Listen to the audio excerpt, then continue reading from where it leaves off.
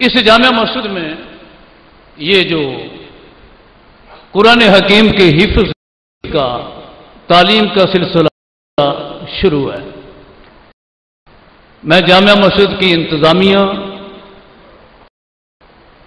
اہل محلہ، چبا والے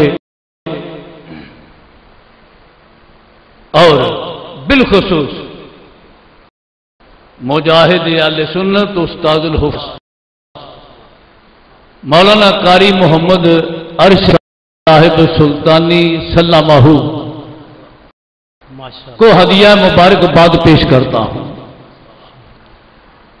اور ان بچوں کو بھی کہ جنہوں نے قرآن حکیم حفظ کیا، ان کے عزیز و اقربا کو، والدین کو ہدیہ تبریک پیش کرتا ہوں، اور دعا کو تمہیں اے قرآن حکیم پڑھنے والے بچوں، تمہیں قرآن پاک یاد رکھنے کی بھی اللہ توفیق عطا فرمائے، ہم سب کو عمل کی توفیق بھی عطا فرمائے، اور آئندہ قرآن پاک پڑھانے کی توفیق عطا فرمائے۔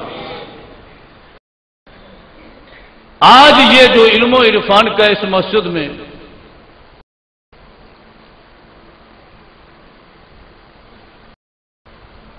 اور عشق و مستی کا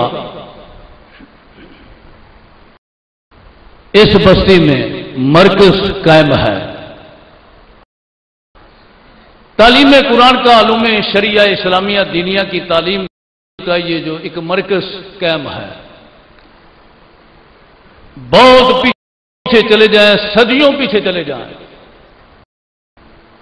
تاریخ اسلام میں سب سے پہلا مدرسہ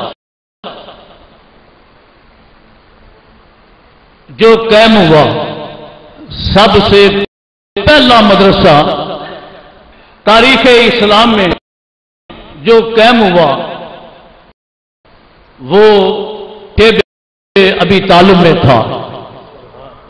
مکہ مکرمہ کی دھرتی تھی اور شیب ابی طالب مقام تھا، اور اس میں پڑھانے والے کون تھے؟ خود محمد مصطفیٰ صلی اللہ علیہ وسلم۔ شیب ابی طالب کے اس مدرسہ میں رسول اللہ علیہ السلام چند طالب علموں کو لے کر بیٹھے، اس کے بعد دوسرا مدرسہ کی دوسرے کی بنیاد رکھی گئی مدینہ طیبہ میں، سرزمین مدینہ طیبہ نبوی میں دوسرے مدرسہ کی بنیاد رکھی گئی۔ اس مدرسہ کے طالب علموں کو اصحاب صفا کہا جاتا ہے، اصحاب صفا۔ حضرات میں ویسے بھی کچھ عرصے سے بیمار ہوں، اور نماز ظہر کے بعد مرکزی جامعہ مسجد غوثیہ چبا سندھوا میں بیان بھی کر چکا ہوں، اور تیسرا یہ چاہ رہا ہوں کہ اصل خطاب ہم انشاءاللہ ڈاکٹر صاحب کا سنیں گے۔ مجھے حکم ہوا، میں نے آپ حضرات کے سامنے عرض کرنی ہے۔ ہمارے نامور سور وردی صاحب تشریف لائے، آپ کی آمد پر میں سور وردی صاحب کو خوش آمدید نہیں، خوش آمدید کہتا ہوں۔ کیا کہتا ہوں؟ نعت خان کو نقیب حضرات اپنا تلفظ درست کر، خوش آمدید نہیں بلکہ کیا کہنا ہے؟ خوش آمدید کہتا ہوں۔ اللہ کریم ان علماء کو اور ان نعت خانوں کو سلامت رکھے۔ یہ دوسرا مدرسہ تھا جس میں پڑھنے والے طالب علموں کو اصحاب صفا کہا جاتا، اور ان کے استاد کون تھے؟ معلم، مدرس، ان کے پروفیسر، ان کے استاد، ان کے پروفیسر، ان کے مدرس، وہ امام الانبیاء محمد مصطفیٰ صلی اللہ علیہ وسلم، حضور علیہ السلام۔ اور یہ طالب علم کون تھے جو پڑھ رہے تھے؟ بھائی ادھر نگاہ اٹھتی ہے تو جناب ابو بکر صدیق نظر آ رہے ہیں. سبحان اللہ. پیار سے کہہ دو سبحان اللہ. سبحان اللہ. ڈاکٹر صاحب سننا ہے، ہوش آواز کم کر کے پیار سے بولو. سبحان اللہ. ڈٹ کے بولو نا. سبحان اللہ.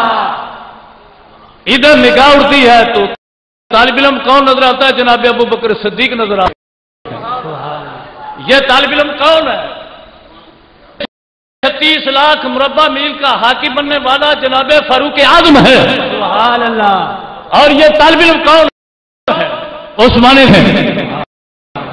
اور یہ طالب علم کون ہے؟ مولا علی. حیدر کرار فاتح خیبر علی شیر خدا رضی اللہ تعالی عنہ. خود حضور علیہ السلام استاد. کیسے خوش بخت تھے وہ طالب علم جن کے استاد انبیاء تھے. حضور علیہ السلام استاد. تیسرا مدرسہ جس کی رکھی گئی وہ کوفہ شہر، سرزمین کوفہ میں تیسرے کی بنیاد رکھی گئی. کوفہ شہر کے پہلے علم کا مورخین کا اختلاف ہے کہ سن 17 ہجری میں بنا، 18 میں مرد وجود میں آیا یا 19 میں مرد وجود میں آیا. بہرحال جب بھی بنا یا پرانا تھا. تیسرے مدرسہ یاد شہر کوفہ میں رکھی گئی.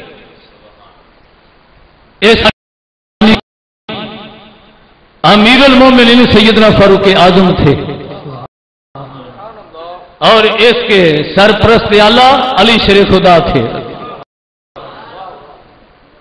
حیدر کرار فخر علی شیر خدا رضی اللہ عنہ ایک بار کوفہ کے علاقے کے دورے پہ آئے. حیدر کرار کی نگاہ ادھر اٹھتی ہے تو علماء ہی علماء، ادھر اٹھتی ہے تو حافظ ہی حافظ، قاری ہی قاری، قاضی ہی قاضی. مفتی حیدر کرار فاتح خیبر علی شیر خدا کی اللہ کی میں دعا کے لیے ہاتھ اٹھ گئے. شیر خدا نے ہاتھ اٹھائے رب ذوالجلال کی بارگاہ میں. شیر خدا اٹھا کر اللہ کی بارگاہ میں دعا کرتے ہیں، اے اللہ ابن مسعود کا بڑا کر. یہ ابن مسعود کون تھے؟ استاد حضرت عبداللہ ابن مسعود رضی اللہ عنہ اس مدرسہ کے استاد تھے. علی شیر خدا نے دعا مانگی، یا اللہ ابن مسعود بڑا کر، اس نے کوفہ شہر کو علم سے بھر دیا. اب اگر آپ اجازت دے تو میں قاری ارشد صاحب کے لیے دعا نہ مانگ کہ قاری ارشد سلطانی خدا تیرا بھلا کرے کہ چبے کے علاقے کو تو نے علم سے بھر دیا. سبحان. اے استاد العلماء مولانا علامہ عبد المجید صاحب، خدا تمہارا بھلا کرے. آپ نے اس پورے علاقے کو علم سے بھر دیا.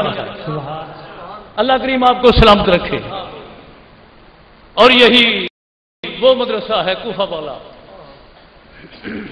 جس میں ہم امام اعظم ابو حنیفہ رضی اللہ عنہ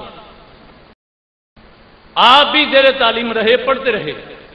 سیدنا امام اعظم ابو حنیفہ رضی اللہ تعالی عنہ اور سیدنا امام اعظم ابو حنیفہ رضی اللہ تعالی عنہ کو رسول اللہ علیہ السلام کی ذات سے بڑا قریب کا ہونے میں تعلق اور نسبت حاصل ہے. حضرت امام اعظم ابو حنیفہ کو بڑے حضور علیہ السلام کے قریب کے شاگرد ہیں.